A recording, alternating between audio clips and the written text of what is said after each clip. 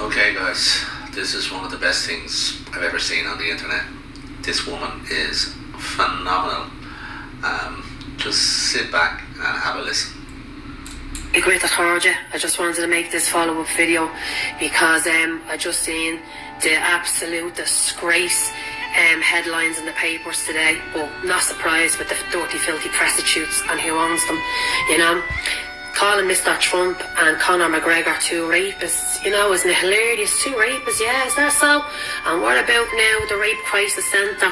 Were they not ringing up the regime to do the rat-a-tat-tat on the phone and to tell them to stop flooding the island in with men who are going around sexually assaulting our young boys and girls and women, murdering teachers that go on a walk or a run, yeah? Funny how the Rape Crisis Centre doesn't get on the blower to start telling the regime to fucking close the borders, but they actually done the phone call to the American embassy to give out about Conor McGregor. Give me a fucking break. Full of it. Absolute hypocrites. Hypocrites. Oh, it's alright to give out about a young fella that's white, that's going around on a little bike with an North-Face tracksuit, but I tell you what, if your man's name is Mohammed, oh, don't open your mouth. Doon the veil. Not uscal and dudders. Not be a kind. Sinead, don't open your mouth, Paddy Irishman, because you can't say nothing if he's a foreigner. Isn't that right? Well, all I can say is, guys, something's got to give. The country's in a bad state. And them fucktards in the government, they're going around scrambling now with their little frilly knickers because they know now the gloves is off now once your man McGregor's after speaking the way he did.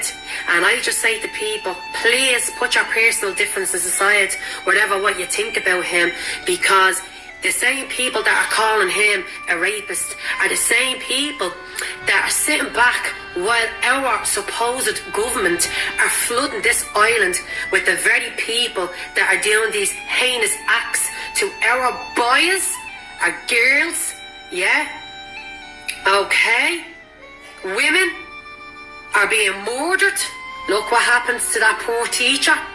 And your man was sitting in a 5-bedroom gaff. Him and the rest of his drag family should have been deported ASAP, and anybody knew what he was up to or covered up his disgusting crime, they all should have been deported. Man, woman, dog, goldfish, the whole gang lot. It's just an utter disgrace. But you see, the time is up now, okay? We're being replaced at an astronomical rate. All you have to do is walk over to your local Lidl and you'll see what's up. And for the people in Galway, you just want to give your heads a wobble, because looking at your so-called parades there the other day, it was a farcical. What's Africans got to do with St. Patrick's Day? Why was there Indians in your parade flying their flag? Took over the whole show. Why can't they not stay in the sidelines like the natives and just enjoy the one day of the year to celebrate Irish traditions, folklore, the Christianity? Why can't they not do that?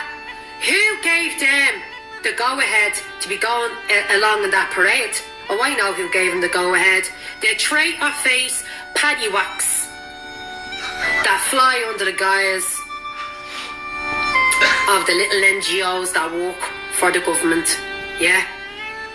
No Indians should be in an Irish Day Parade, or Africans, or Chinese, Polish, Lithuanians, Ukrainians, none.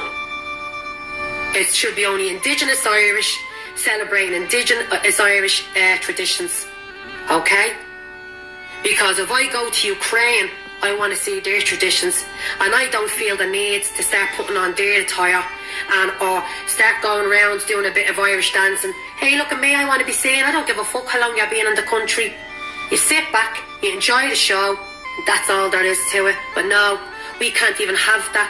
We can't even have one day of the year to celebrate us as a people and our tiny little island. We can't have that because the organisers must hate themselves that much. They must wake up and slap themselves silly because they're number one white and number two they're Irish. They must get up every fucking day and look for the biggest wet fish to slap themselves silly because they hate themselves that much, and they're projecting their anti-Irish hate onto us and our children because they're absolutely gutless and spineless. That's what they are. And they're projecting all of that shit into our children and making it out to be that Ireland is some sort of fucked up utopia and that anybody lands their crusty feet onto this island is Irish, but they're not. They'll never be. They'll never be. You have your own and we're going to take your country back. That's what we're going to do. And I urge the Irish people coming up to April, have your gaff flittered with the flags. Yeah? Have the flags out your window, your door. Bring back the traditions of our country the way it was when we were all growing up.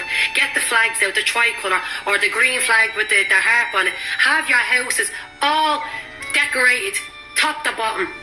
Because how we start getting our country back is starting with the traditions, because we've lost our way.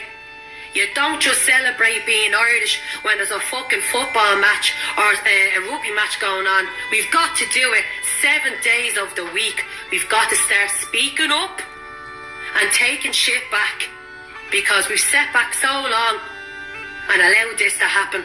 We've sat back and watched non-so-called EU people come in and get houses to beat the ban. And they're only in the country a wet day, and it's been going on since 1996 with a certain ethnic group of people. It hasn't fucking stopped, and we owe these people nothing. And I don't blame these people at all. I'm blaming the cunts in the regime for selling us out, for trying to replace us, for trying to replace our identity. Us as a people, our DNA is connected to this island. We can't go anywhere because our blood is connected to this island. Outstanding. What a woman. This has to be shared far and wide.